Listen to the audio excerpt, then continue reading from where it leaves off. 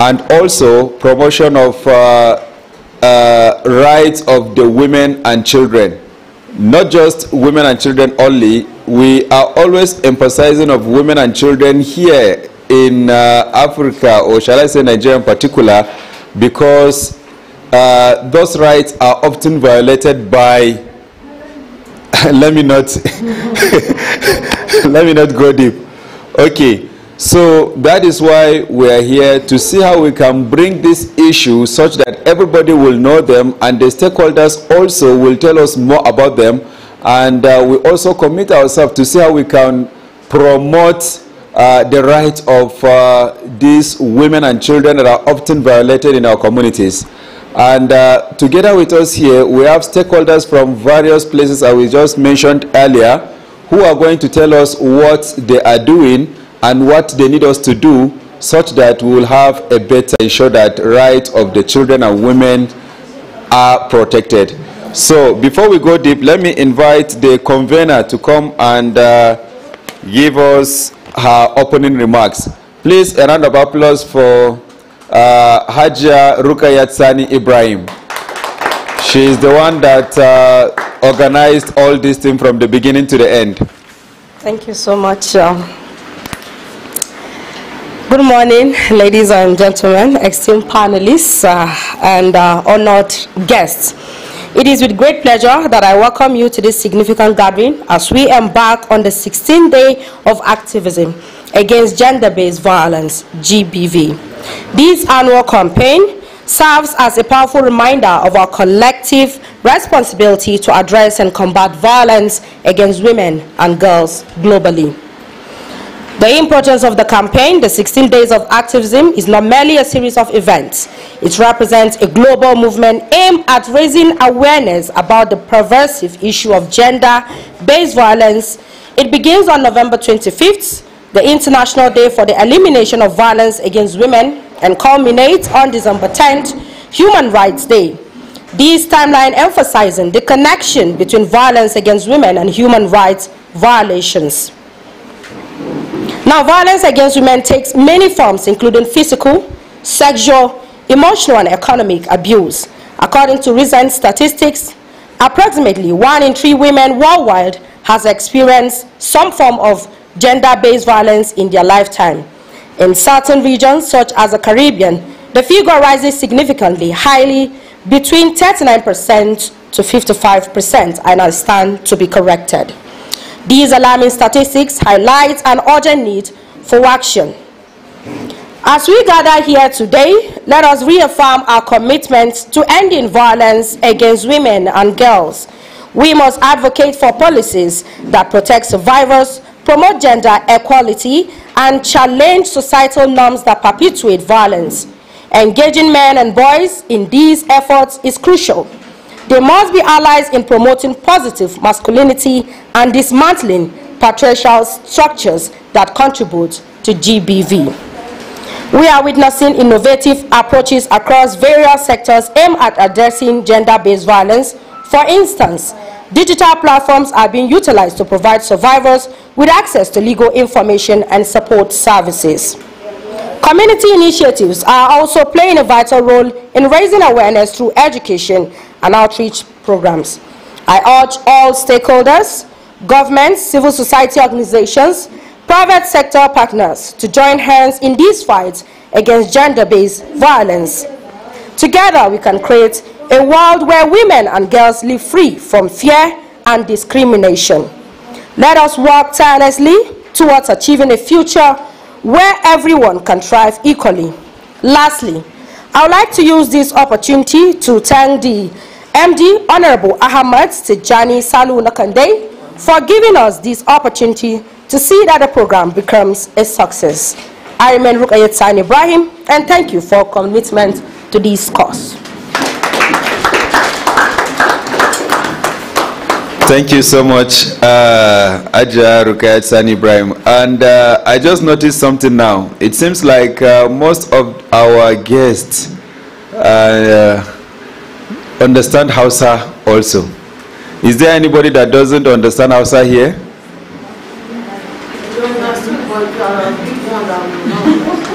Okay, so what I'm thinking is that while speaking, we can use mix, right? Both English and Hausa for the benefit of all, right? So, kamar yadda muka yi magana, muna magana ne akan a samu kaman daidai, a samu kaman cikakken adalci dai. Ba maganan wai namiji da mace su zama ɗaya daidai, a'a. Amma a gurin treatment ɗinsu, a gurin gudanar da rayuwa ko aiki ko makamantansu, ya zamana akwai adalci, an kula da hakkin kowa. Wannan shine abin da ya haɗa mu a nan gaba ɗaya. Sannan kamar yadda muka faɗa, mun gayyato mutane daga gurare daban-daban waɗanda suke da ruwa da tsaki akan wannan abun. So I think we just go straight to the next item on the agenda, which is the keynote address by the station admin manager in person of Alhaji Rabiu Abdullahi. Please, a round of applause for him.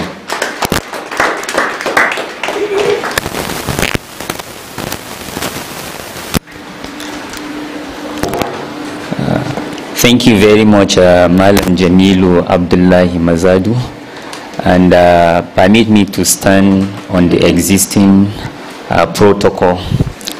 My name is Rabiu Abdullahi, and the head of admin, Unity Media. Regarding this particular event, like we know, there has been an activism for 15 days. But what we try to focus on during this event entirely is to see how we go beyond the 16 days of activism.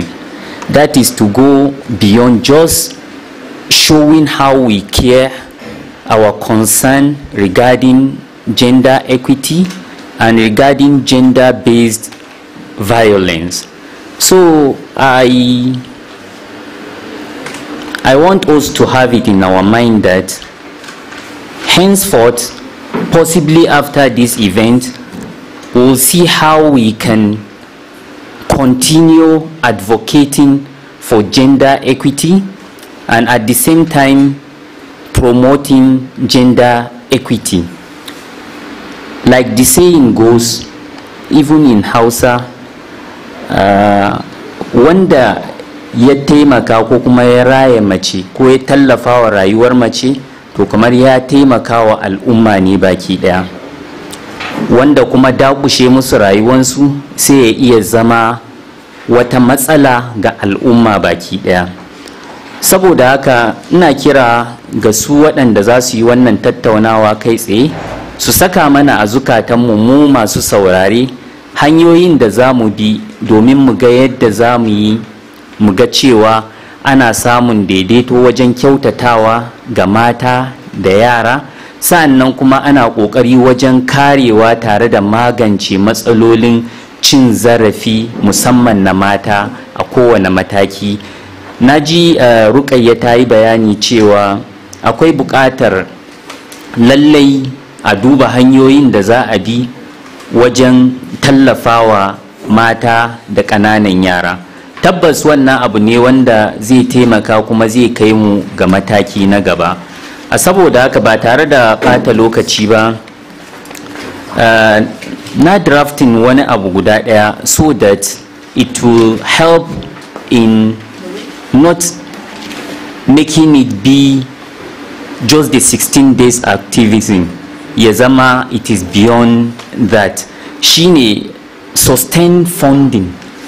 Ya zama those that have, who are the stakeholders in this particular issue should focus on how to fund events that will help in advocating and promoting gender equity and at the same time tackling the issue of gender-based violence. It is very important. Secondly, community-led initiatives. For example, what we are doing here, we invited people from various communities so that they will have it at the back of their mind, and at the same time when they go back to their community, they will be able to start thinking towards finding ways to tackle gender-based violence, and at the same time promoting gender equity. Lastly, prioritizing survival-centered care. Sometimes those who find themselves who are victims of gender-based violence, you find out that after the event or when there is a row regarding what happened to that particular person, later they are a kind of neglected. Let's see how we can center and focus on them and see how we can help them to deal with the trauma which they've gone through, and at the same time help them to be themselves again. Without wasting much of our time, I would like to thank also the MD and CEO of this great organization, Unity Radio FM TV, in the person of Malam Ahmad Tijani Nakande, for finding engagement like this worthy and supporting it from the beginning to the end.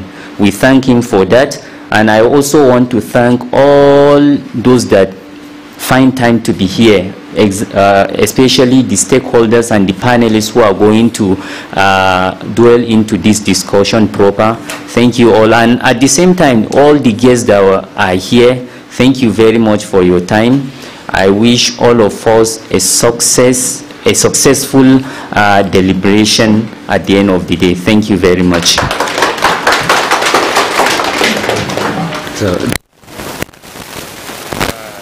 Yanzu za mu je mataki na gaba shine bayani akan adadin tsautsayi da aka samu na cin zarafi na yara da mata a nan jihar Plateau. That is update on GBV, that is gender-based violence cases encountered in Plateau State. And we are given the stage to Barrister Nankus Fiaktu to please tell us the update on GBV cases on the Plateau. Good morning all. I'm happy and glad to be in your midst this morning. Indeed, it's a privilege to have opportunity to speak about issues that concerns women and children. I'm here in a representative capacity. My boss, Honorable Olivia, could not make it, so she asked me to be here. So going back to the theme of our program today, and like our convener rightly captured, we all know that 16 days activism is basically set aside to take action to promote activities that will bring about how to end GBV in our societies and even in our communities. And we know that this particular 16 days is not the only time that we need to raise awareness about violence in our community. Like the last speaker just mentioned, that even beyond this time we're supposed to engage, we're supposed to sustain actions, you know, to see how we can curb violence in our midst and see how we can bring about reduction of violence in our communities or even totally eradicate it. And when we talk about violence, it's not only a woman that can face violence. It's not only a girl child that can face violence. Any person, a man, a boy, can actually face violence. But why we always concentrate on women is because the number of women who have gone through it is way higher than the number of men. The number of men who are going through this is actually negligible compared to the number of women, according to statistics and according to the cases that we usually received. So the Plateau State Gender and Equal Opportunities Commission is a new commission. Like we all know, it was established last year around November 15th.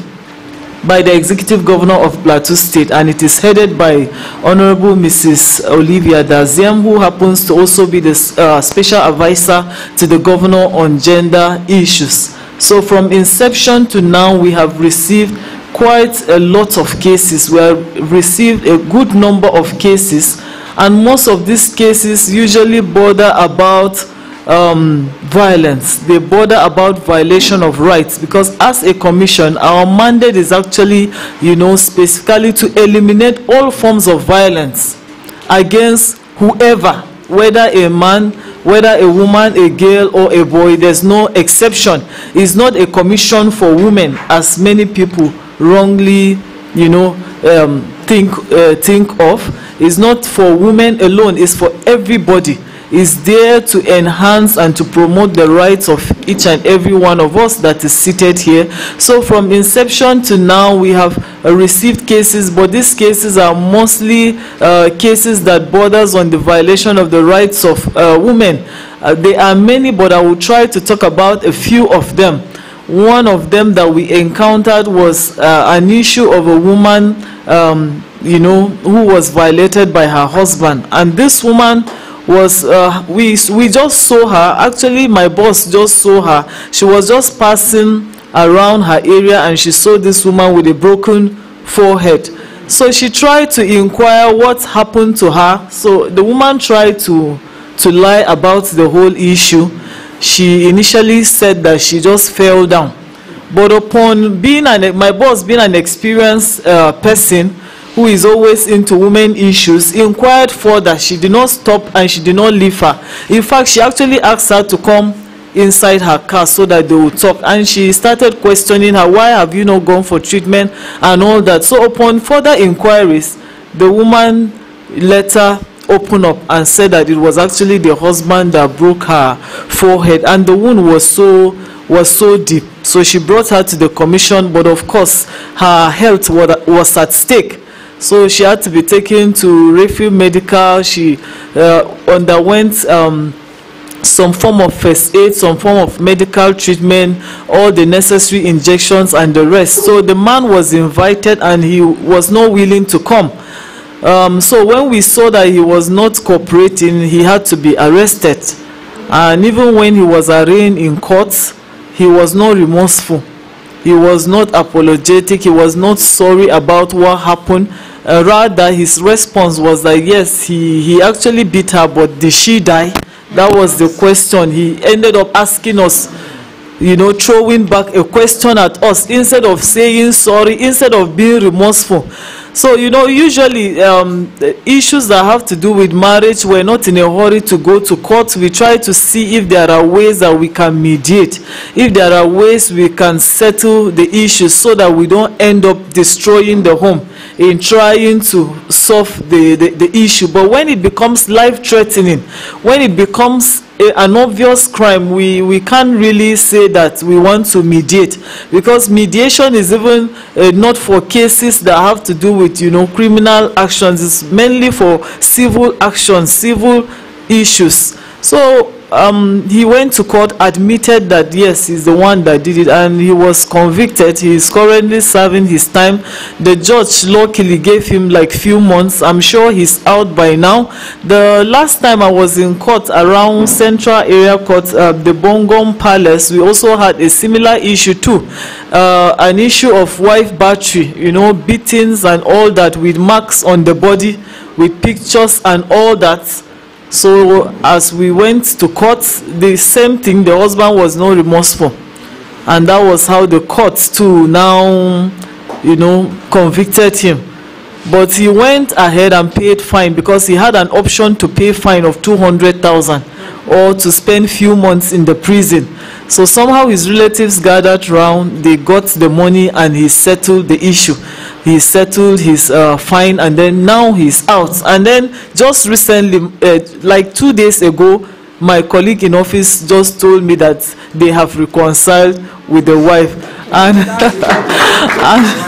and we were just laughing, and and we felt okay, if the man knows that yes, he really needs this woman, or they really need this marriage, why why is he being violent against the woman? Why is he treating her? Well, as it stands now, they are back together. So we have mediated a lot of other cases like that. Sometimes it's minor issue, or we feel that okay, this issue should not even go to the police, it shouldn't go to court. Like I said before, we're not in a hurry to go to court, because the essence is to mend relationships, the essence is to have a peaceful society, the essence is for us to just respect ourselves. And when we even talk about gender equality, we're not saying that women should take over, you know, from men. I am a Christian, and my Bible tells me clearly that the man is the head of the family. So for me, it's not a contest between the man and the woman. We're not in any contest to take over the position of the man. Of course, the man is a leader in the house, but then as the leader, it does not give the man that reason to maltreat the woman, that reason to humiliate and to abuse the woman, because we are meant to operate like partners. We are not competitors. We're supposed to operate as people who are in, you know, collaborating for the progress of the family. So there shouldn't be any instance where any man or any woman, in some instances, you know, women sometimes will not even beat, but the things that they will say to you will actually be more than the beating. And from her address, we know that violence takes a lot of other different forms. It's not just when the man hits the woman, but sometimes too the woman can say hurtful things. She can insult or even abuse the man in such a way that it will affect him internally. It will, you know, make him feel very, very bad. So we are talking about all these things, and we're raising awareness against all these things, that nobody deserves to be treated as if he's not a human being. Our humanity is what exists, what is our common denomination, and we're supposed to respect each other. We are first of all human beings before being men or women, or before being Christians or Muslims. We are all human beings, and that's the way we're supposed to look at ourselves. So we also had another very, very critical case. In fact, I was practically traumatized when a case of a man came up where he violated 5 of his daughters. He actually slept with them. If somebody told me, I would have said the person is lying. Or if I watched it on news, I would have said that probably it's a movie or something. But this is a man that I saw myself, that I spoke to. You know, unknown to us, he married the first woman. The woman now, at some point in time, they had issues, so she left the marriage. But when she left the marriage, she did not go with her young daughter. She left the daughter with him. And upon attaining the age of 12 or 13, he introduced this girl to sex. He started sleeping with her. Then the second woman too that he married had similar issues, left her daughters with him, and he started sleeping with them. And then these girls, when they grew up, you know, there was even a time that one of the wives came and caught him, you know, trying to remove the girl's clothes. So she now asked him, what are you doing? And he said, can't somebody play with his child again? When has it become an offense to play with my child? And it is so embarrassing, it's so shameful, because this person we're talking about is supposed to be somebody who enforces the law. He's a police officer. As we speak right now, he's under police custody, because being a senior police officer, he had to be detained for some days. So we're waiting for further actions concerning the case, because the 3 wives came together with the 4 daughters to file that complaint against him. And he actually admitted, although at some point in time he wanted to deny, but unfortunately for him, we had recorded his statement, and he willingly said that yes, he abused those girls, but then that was a long time ago. He has stopped it. He doesn't know what has come over him. I was so shocked, you know. I had to ask him, what is the problem? Is this something that is spiritual? Because it's not just ordinary. How can you abuse like up to 4 daughters of yours? Is it that there are no women outside? And you know, these girls now are used to men. There was a time that he traveled, so one of the daughters brought in her boyfriend, and they slept on the same bed. So when he came back, he actually beat her very well. And what was her offense? His only concern is that why would she bring her boyfriend to sleep on the same bed that he is using at home? Why didn't she go to the boyfriend's house. So it's a lot is happening in our society, a lot of terrible things. We now see cousins, brothers violating each other, and when we have opportunities like this, we call on mothers. I know it's the responsibility of fathers and mothers, but we the mothers are most times at home with these children. Please, let's watch out. Let's not give birth to children that we're not ready to take care of. Let's not abandon our responsibilities in the quest of us looking for money. I know we need to work, we need to go to our place of businesses, but our children should be our priority, because our children now, they are not even safe with their uncles. They are not safe with their cousins. They are not safe with their neighbors. You understand? So we need to take action, and beyond the government agency, government cannot be everywhere. We are the ones in our communities, and like he said, he's looking at sustained, action against gender-based violence. So even in our communities, in our homes, we can promote this kind of awareness. In our mosques, in our churches, in every way we find ourselves, in our workplaces, we can take action. We can sensitize our children in their schools. Let our children not be ignorant, because if they know about these things, it will be difficult for them to be violated.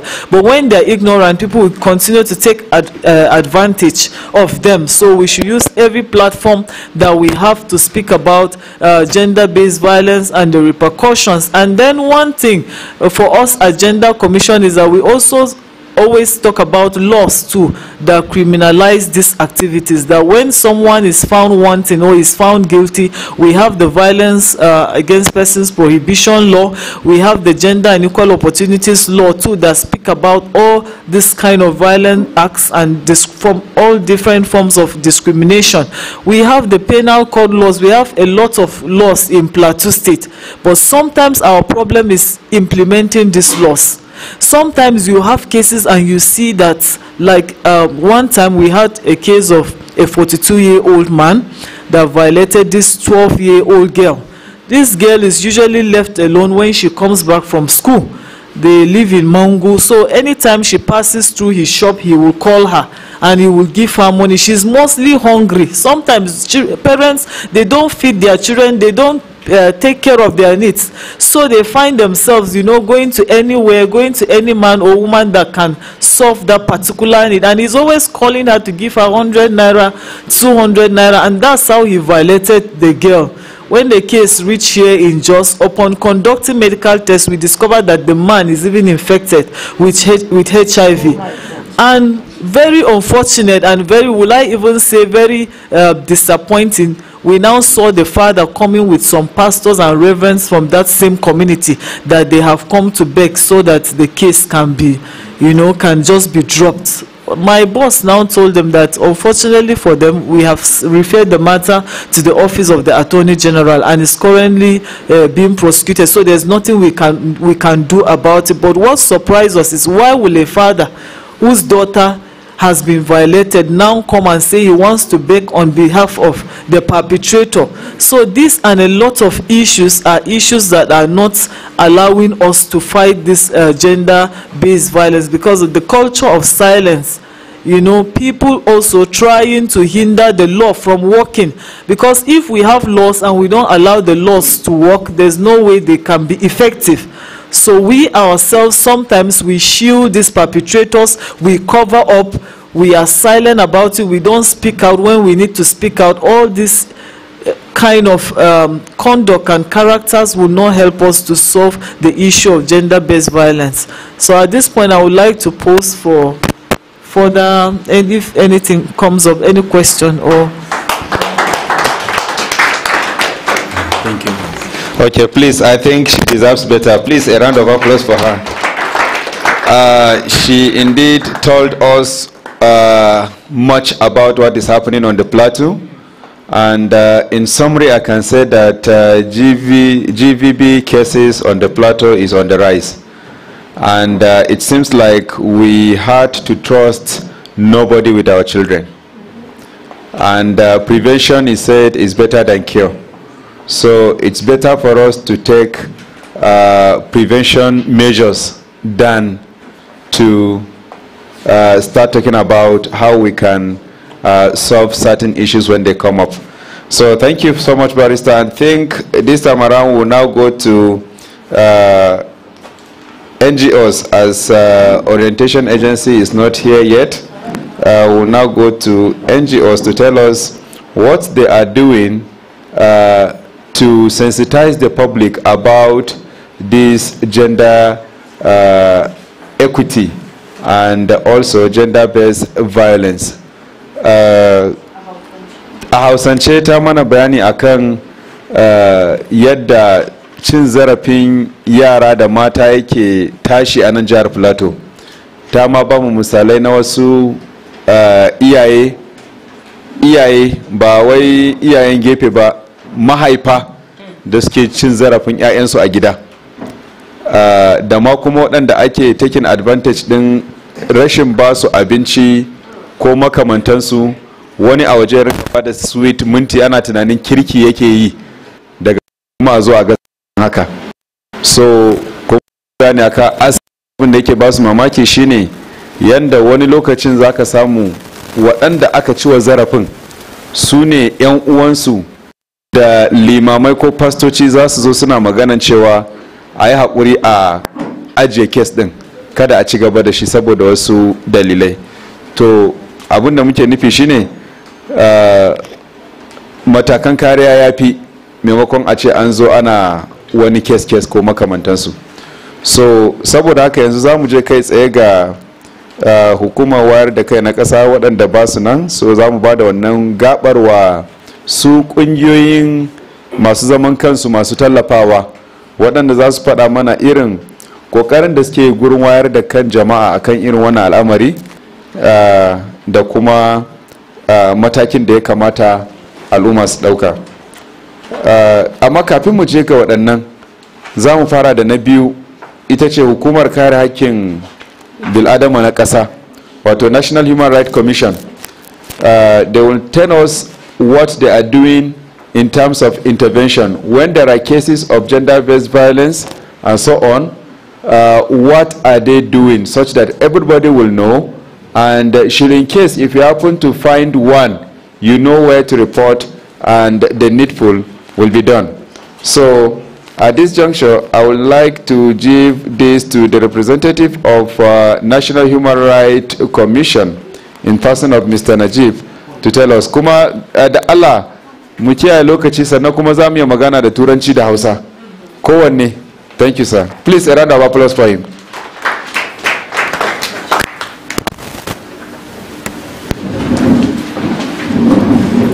Good morning. Good morning, all. Respected panel members, the conveners, invited guests, and everybody present. My name is Najib Shoaib. I'm representative of the National Human Rights Commission. Thank you. Let me start by giving a brief history of the National Human Rights Commission and how it was enacted. The National Human Rights Commission, Act of 1995 was enacted in 1995 but faced an amendment in 2010. The reason for establishing the National Human Rights Commission is to protect, promote, and intervene on behalf of victims of victims that had undergone some form of violations of human rights. National Human Rights Commission is saddled with the mandate to protect human rights that are contained in the Constitution. The Constitution of the Federal Republic of Nigeria 1999, which has two chapters, Chapter 4, the Fundamental Human Rights, and Chapter 2 as well. The 2010 amendment brought about some form of a fund that, due to the programs we are supposed to organize and any other human rights causes,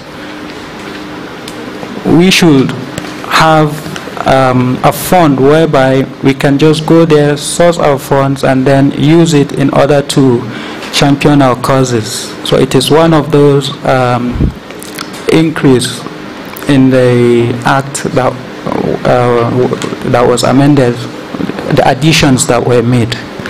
So the National Human Rights Commission monitors and investigates complaints that has to do with violations of human rights. The National Human Rights Commission assists victims and provides solutions and follows up on behalf of those victims in order to see that their rights in order to see that their fundamental rights are taken care of. The National Human Rights Commission, in championing causes of human rights, invites perpetrators or alleged perpetrators, because when there is an alleged violation of human rights, the person is a suspect. So the National Human Rights Commission invites the person who is alleged to have committed any form of violation of human rights, and then carries out its investigations, and then whatever deems necessary to be done, the National Human Rights Commission takes it up. The National Human Rights Commission also forwards complaints that have to do with any form of violations of human rights to the Attorney General of the state or of the Federation, as the case may be, in order to prosecute those rights. We don't only look into violations of human rights. We also go through bills and laws and ensure that they are human rights compliant. So if there are laws that happen to have some form of provisions that goes contrary to any form of human right, it can be brought forward to National Human Rights Commission, and then we will follow it up, go through the bill or the law, and then see how we can move for its amendment, and then those provisions of the laws can be taken out of the laws. So far, we receive complaints. The bulk of the complaints are on domestic violence, child abandonment, and then unlawful detention. So whenever a complaint is brought to the office, what we do is, first of all, we don't charge anything. Our services are free, and then we embark on treating the complaint and ensure that the appropriate channels are followed in order to seek justice for the complainant. With regards to the powers of the National Human Rights Commission, because I feel what I have stated are our functions, some of our functions. But with regards to the powers, we could, our act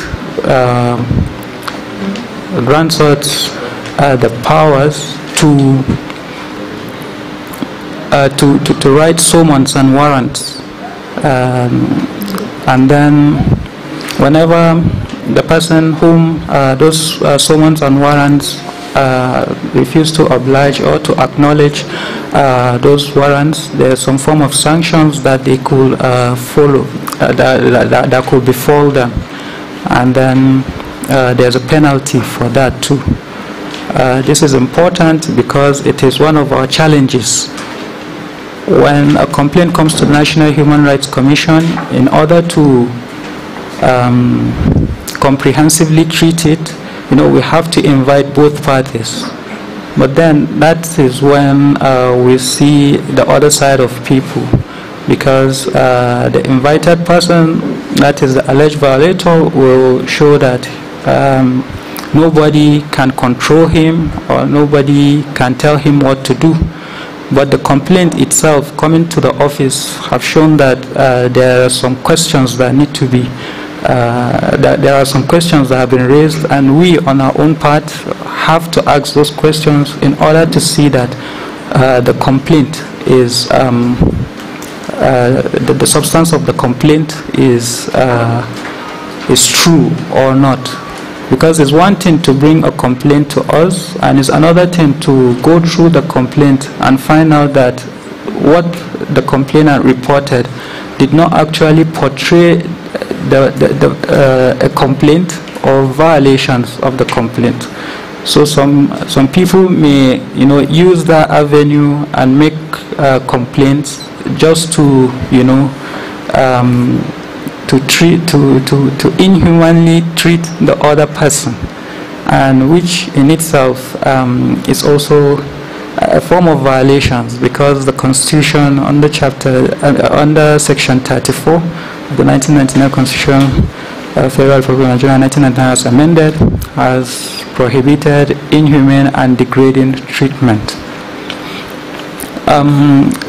There's a case we received pertaining to the wife of a man and his sister. So the fight was between a man, his sister and his wife. It reached an extent whereby the wife, the sister, broke the wife's teeth. But then that was the substance of the complaint. But when we invited them, we found out that her teeth were already broken and she was using a rubber teeth. But then the case is dynamic in the sense that the violence committed on her is already an offense. Whether she was having a proper teeth or not, it's already an offense, because the violence meted against her was so much that even what she was using to protect herself got broken. So we intervened, but then while we were trying to treat the case, they agreed that they will take her to the hospital and look into all her treatments and all that. But because their family, they were pleading that this is a family matter. And with regards to this very position that this is a family matter, there were a series of calls to me in particular, because I was the one handling the complaint, that no, they are going to go back to the family. They have agreed to pay the expenses and they have understood where their problems were, and they don't want to take it further. But then after we agreed, we said, okay, go and solve it with the family. After some time, maybe 3 weeks or a month, the same complainant called us and informed us that nothing has been done. And then further inquiries showed that the respondents outrightly denied that in fact they are not going to do anything. We didn't know what went on, the sudden change of mind, but then they are not going to do anything and all that. And therefore that whatever she wants to do, she should do. And let's not forget, I was already informed that this is a family matter. So there is some form of threat within the complaint. So what I did was, because the complaint was already reported at the police station, so I wrote a letter and our state coordinator signed the letter forwarding the case for prosecution. Forwarding the case for prosecution. So even though the matter is a family matter, the position of the law is when there's a violation in terms of domestic violence is meted upon somebody and is established upon that person, he will be taken to prison and he will spend not less than 1 year in prison. According to that type of violation, it could be 2 years too. So, and this is a family member, but we had to write it and forward it for prosecution. Another case we receive is because the National Human Rights Commission is started with the mandate to receive cases without the identity of the complainant. So somebody came, a concerned citizen in the community, which were always advocating and advising that when you see something, you can also come forward. When you come to our office, we know how to receive you in order to get those complaints down. So he came and he informed us that his own daughter, who is close to 6 years or so, always tells him that when they are passing, there's a girl who from the window keeps begging them, when they're passing, she keeps begging them, for food, for anything. So when he heard that, he thought it was just children's talk and all that. But then the girl kept persisting, and it's not that she persisted because it was urgent or anything. It's just something she would just be saying, oh, we're passing, and we'll be passing through the window. There's a girl who is calling us and is begging us. So he took it to heart to make inquiries. And when he investigated, he took his own form of investigation in the sense that he was discreet about it. So he went and he found out that it's true. A girl is actually locked up, but he doesn't know whether she's actually locked up or she's just been left home alone. So he brought the complaint to us, and then with the police, we swung into action. We went, and then we knocked. A lady came. We asked her some questions, and then it turned out to be somehow true, which made the police to invite her to the station. And upon invitation, and then further inquiries, the police too did their own investigation. It was found out that the girl was actually being locked up. She was really famished. She was not being fed, and there was hard labor, meted upon her. She does more work than necessary. So the matter was National Human Rights Commission and the police. We ensured that the matter was taken to court. The girl's custody was changed. It was given to the grandmother because we called the family members in order to know who is available. And then, God so kind, her grandmother was available, and we took the girl to stay with the grandmother. And the auntie, on the other hand, she was facing prosecution in court. So the National Human Rights Commission receives so many diverse cases, insofar as they are violations of human rights. Any form of human right, you can bring the case to our office, and then we will look into it. So, yes. Thank you so much, sir.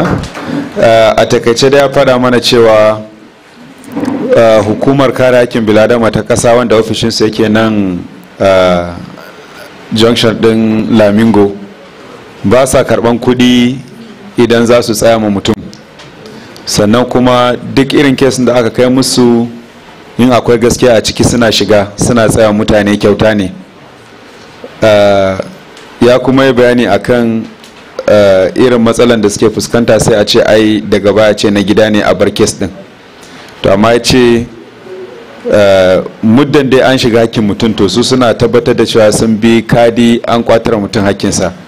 Ya ba da misalai na wacce aka cire mata haƙori, duk da dai haƙorin roba ne, amma ya ce cire haƙorin shi ma laifi ne, kuma sanda suka ɗauki mataki da ya kamata.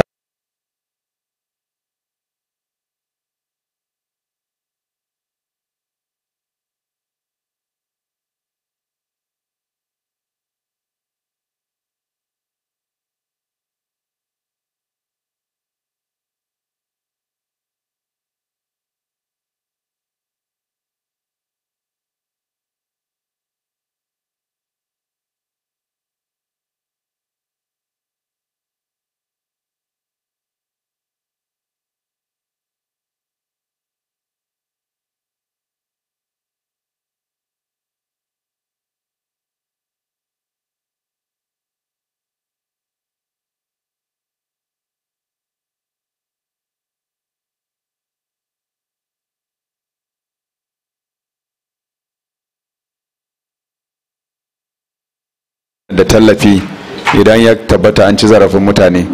Amma kafin nan zan gabatar da isowar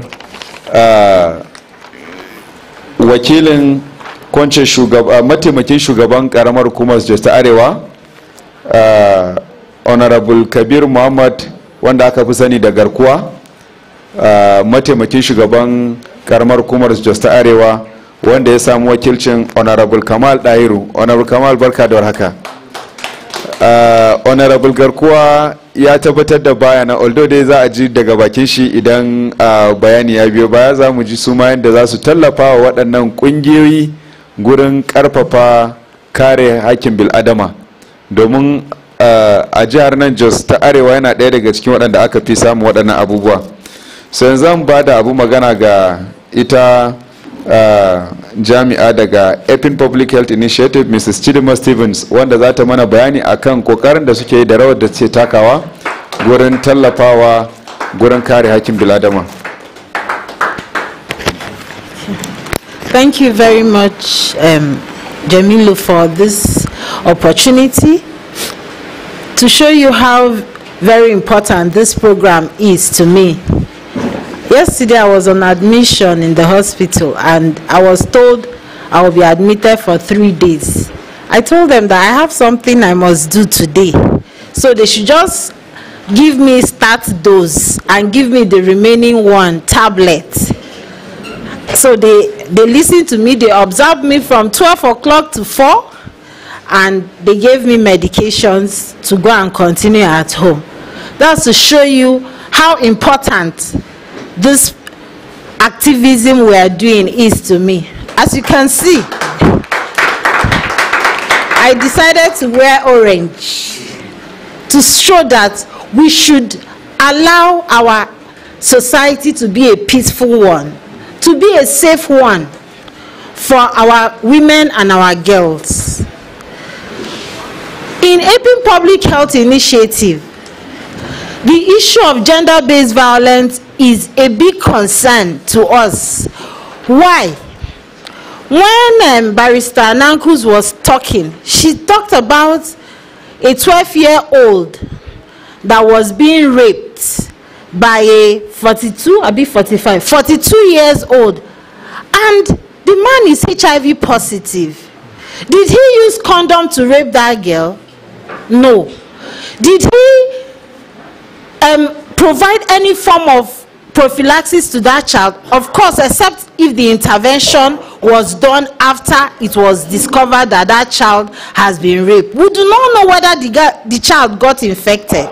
That is why gender-based violence is very important to us as an organization, because we want to prevent our women and our girls from getting HIV infected. So what do?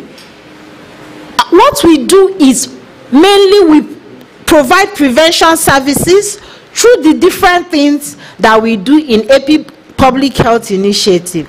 We collaborate with different stakeholders. The government, we collaborate with them. The Gender Commission, we collaborate with them. State Ministry of Women Affairs, State Ministry of Health, NGOs, Form 1, we collaborate with Form 1. We collaborate with every gender advocate that is on the plateau to ensure that gender-based violence is being reduced to the barest minimum. Let me give you a scenario. Last year, we had a training session, 1 week. It was on gender-based violence. We invited, that was the first time we were inviting Barrister Olivia Dazem, and she came. We had the Human Rights Commission were there, Civil Defense were there, the Nigerian Police were there, Ministry of Justice. They were all there for that 1 week training, and all our health facilities that we support. We support over 50 health facilities on the plateau to provide prevention services. So all our health facilities were around. So during the training, we were sharing experiences of what happens and what we are expected to do.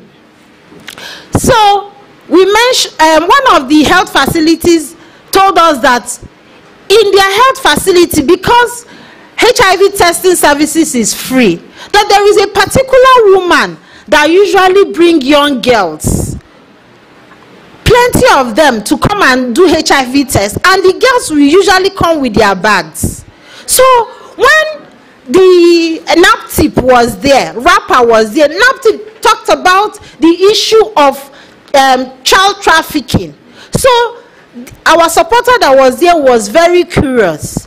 Immediately after that, 2 weeks after that training, he called me to say that that woman that used to come with girls, she was there again. Immediately, I called Barrister Olivia Dazem, I called the civil defense woman, I called rapper, I called NAPTIP, because we have a group, a WhatsApp group where all of us interact. Immediately I called them, they swung into action.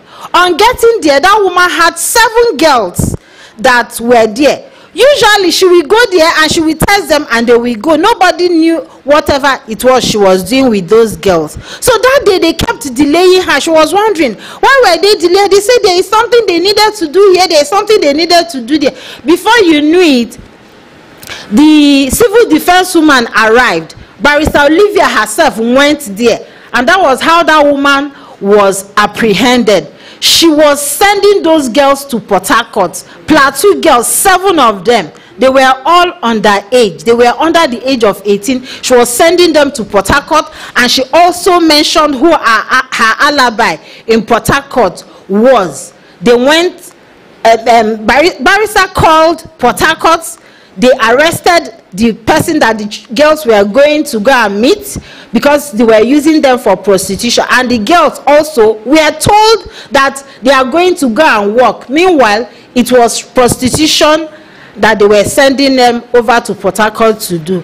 And that was how those girls were rescued and reconciled back to their families. What are we trying to say? We are all supposed to collaborate, and that is the awareness we are creating.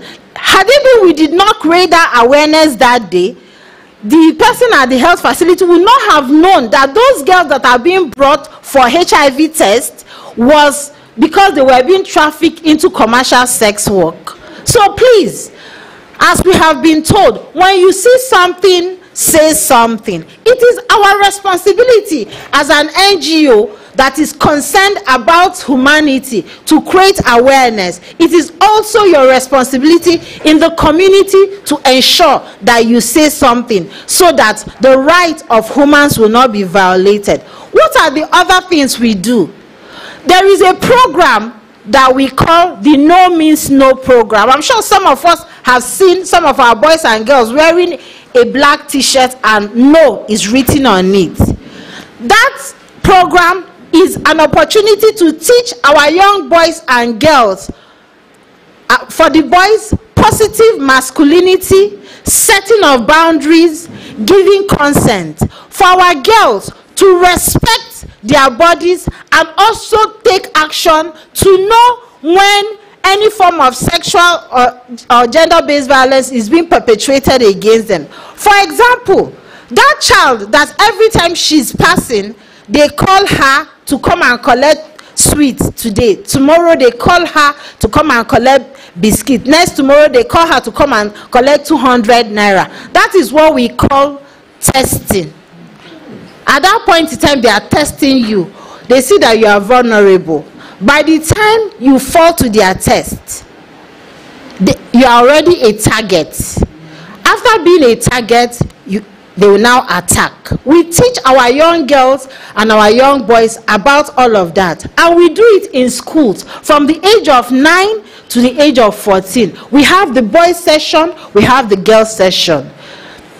Unity FM have partnered with us to see some of these things we are doing. That is why they are giving us this opportunity to let you know that when you see these boys and girls in the community, please ensure that you allow your children to be taught.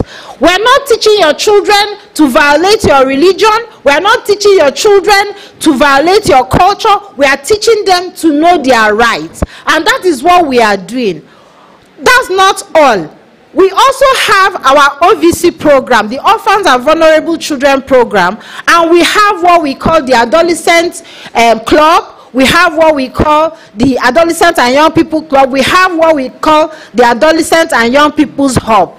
In this, our Adolescent Hub, particularly, we have one that is functioning in Lantan South, Mabudi. In that place, we educate our young boys and girls from the age of 15 to 24. We educate them on gender norms.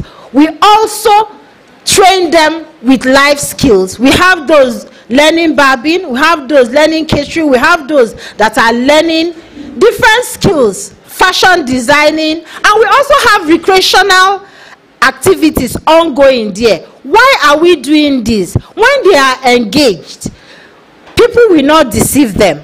When they are gainfully employed, because after we finish teaching them all of this, we have vendors that teach them hairdressing and all of that. We now empower them with startup kits.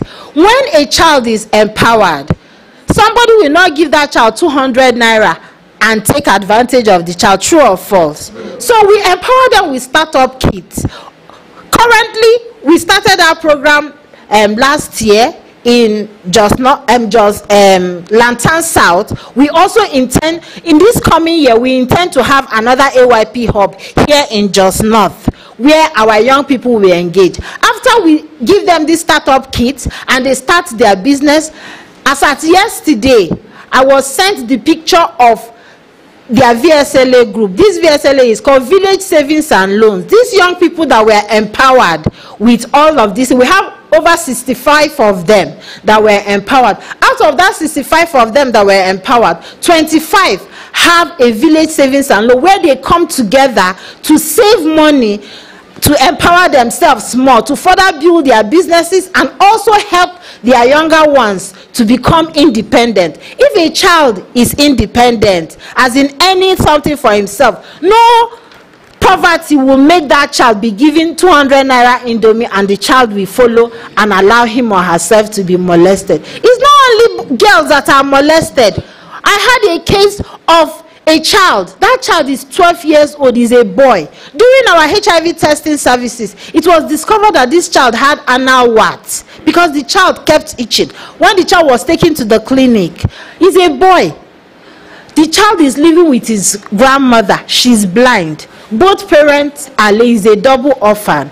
What happened? It was a man that have sex with men that called that child, gave that child indomie, and started sleeping with that child. As at the time we discovered that child had an hour, 12 years old, 12-year-old, a boy, not a girl. So it's not only our girls that are molested, our boys are also molested as a result of poverty. So please, let's create this awareness. When you see those giving opportunity for our children to be, for knowledge to be impacted into our children, let's allow them. We had to collaborate with State Ministry of Education. They are the ones that give us permission to go to all the schools to ensure that our children are being taught. So from school to school, we go, we teach them so they know their rights, they know their boundaries, they know when to say no. And when they say no, they mean no. We do not only educate them or empower them intellectually, we also teach our girls physical skills to defend themselves when an attacker wants to attack them. I won't open up to you because I do not know whether amongst us here there are perpetrators, but I want to believe that there are no perpetrators. Thank you. Please, a round of applause once again for her.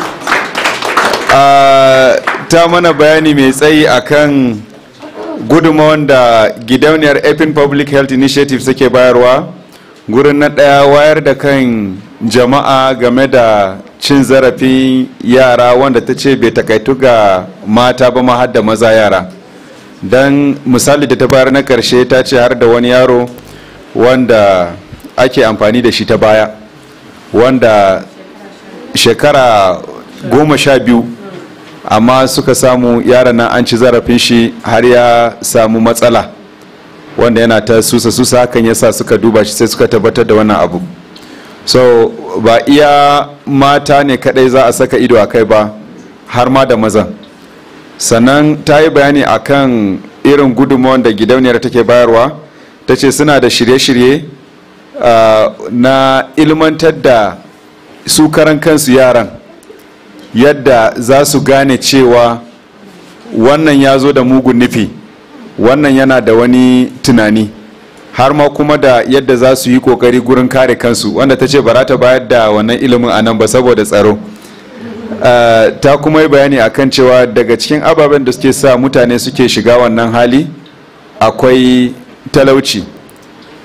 Wannan ya sa gidauniyar a mabudi a can lantan ta kirkiro wani shiri na ba da tallafi wanda take ba ma yara jari da za su dan fara wani sana'a, da koya musu sana'a saboda su ringa dogaro da kansu. Don idan ana dogaro da kai, to matsala na rashi ba zai kai mutum ga fada wannan halakar ba. Ta ba da misalai dai da dama na ababen da gidauniyar take, wanda ta ce suna ilmantarwa, kuma ta ja hankalin iyaye akan dan Allah idan an zo za a ilmantar da yaro akan wannan matsala, kada iyaye su yi wa wannan batu mummunan fahimta. Iyaye su sani cewa ba za a koyar da yaro ɗabi'ar banza ba, za a koyar da su ne saboda su sani, don duk wanda bai sani ba to yana cikin haɗarin cin zarafi sosai. So ba tare da bata lokaci ba, za mu kai abin magana ga ita wakiliyar shugabar kungiyar mata musulmai na ƙasa reshen jihar Plateau, wato Famon kenan, Hajiya Tawakkaltu Ibrahim, wacce za ta mana bayani akan su ma irin gudunmawar da gidauniyar take bayarwa. Amma kafin ba ta abu magana, akwai wakilin Alhaji Salisu Yaro Mai Dankali, wanda ɗaya ne daga cikin mutanen da suke tallafawa gurin ƙarfafa mata da matasa a nan jihar Plateau, wanda kuma shine shugaban gidauniyar Unity Foundation da Axion Nigeria Limited, wanda ya samu wakilcin Alhaji Yusuf Maiwada Abdulkadir. Alhaji Yusuf, barka da isowa. Yanzu an ba da magana ga ita mataimakiyar shugabar Form 1, wacce za ta mana ita ma bayani akan irin gudunmawar da kungiyarsu take bayarwa. Bismillah. Thank you.